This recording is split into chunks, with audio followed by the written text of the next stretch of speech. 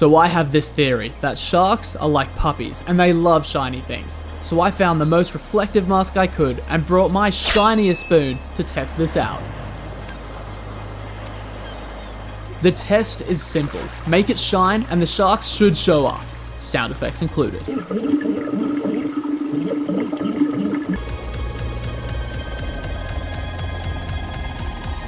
To no one's surprise, we started seeing some fins in the distance. This is looking promising.